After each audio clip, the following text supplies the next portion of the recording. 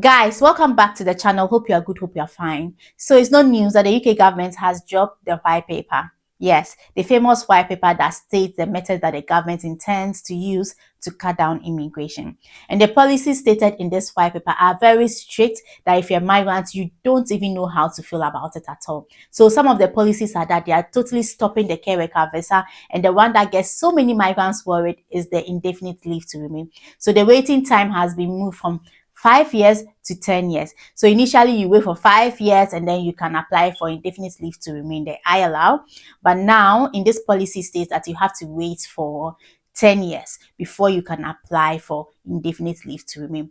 Now there were so many controversies about it. Some people were saying it's going to apply to those here as well as those who want to come. I mean, it's going to apply to migrants here as well as migrants who want to now come. And others were saying, no, it's not going to apply to migrants already in the country. It's only going to apply to migrants who want to come, so no need to panic.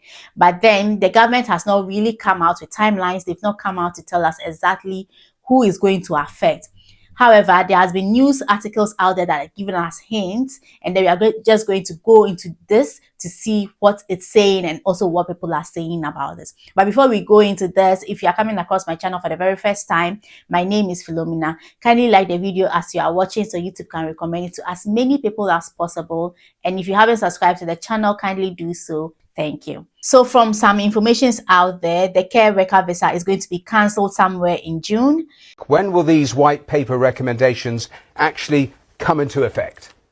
Well, that is a good question, and one that we've been trying to get the answer to. Some of it will need what's called primary legislation, so it will have to go through all stages of the House of Commons and the House of Lords.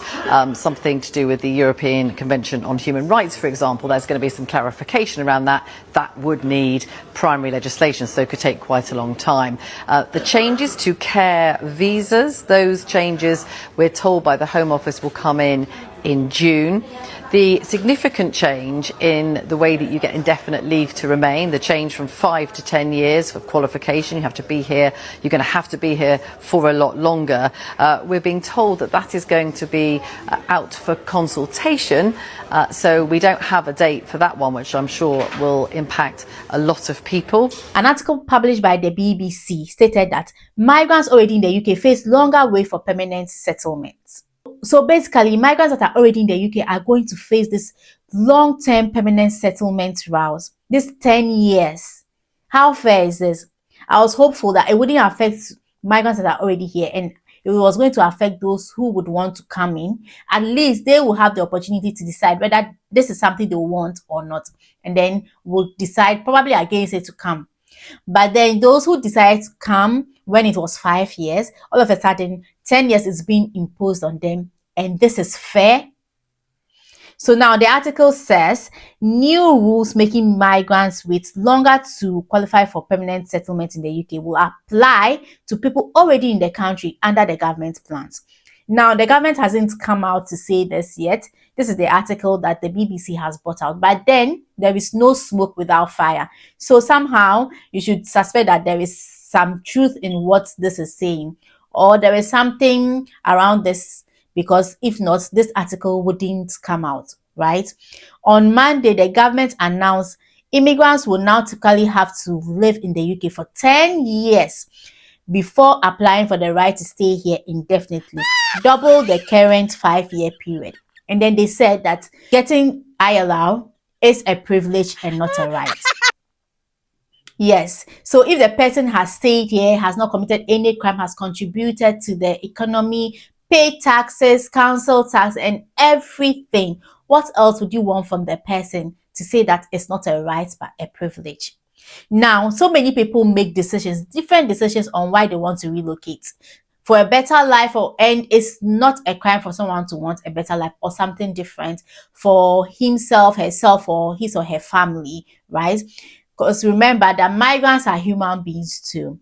They have families, they have aspirations, they have ambitions, and then they decide to come to this country because of visa requirements. Maybe they compare these visa requirements to other countries and decide this is the best and decide to come. Then all of a sudden, this visa requirement has changed to impact them negatively, and this is supposed to be fair. It was previously unclear whether this would apply to approximately 1.5 million foreign workers who have moved to the UK since 2020. So if someone has moved to the UK from 2020 and this is 2025, maybe in this month, the person will qualify in maybe December. Are you saying that if it's implemented, the person will have to wait an additional 5 years to apply for indefinite leave to remain? Or if someone has stayed here for 2, 3 years, 4 years, and has just few more years to go, the person has to add an additional 5 years before the person qualifies to apply for indefinite leave to remain. This is painful. I mean, what visa is the person supposed to be waiting on? Is the migrant going to continue paying immigration fees, keep renewing their visas to stay in the UK to wait for this to apply for ILR?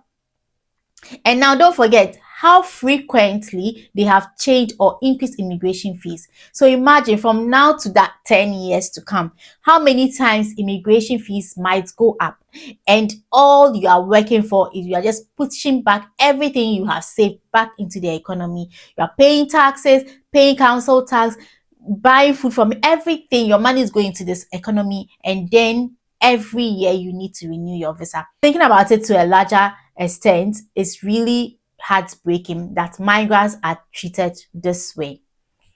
Now, the BBC understands a document published in the coming weeks will make clear the government is preparing to apply the 10-year qualifying period to those who are already in the UK as well as the new visa applicants.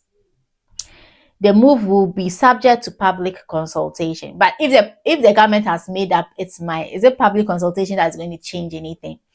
Really, guys, this is not fair. This is not fair at all. And I hope the government is listening to us, the migrants. Settled status is not the same as citizenship. In fact, citizenship is irrelevant to this discussion.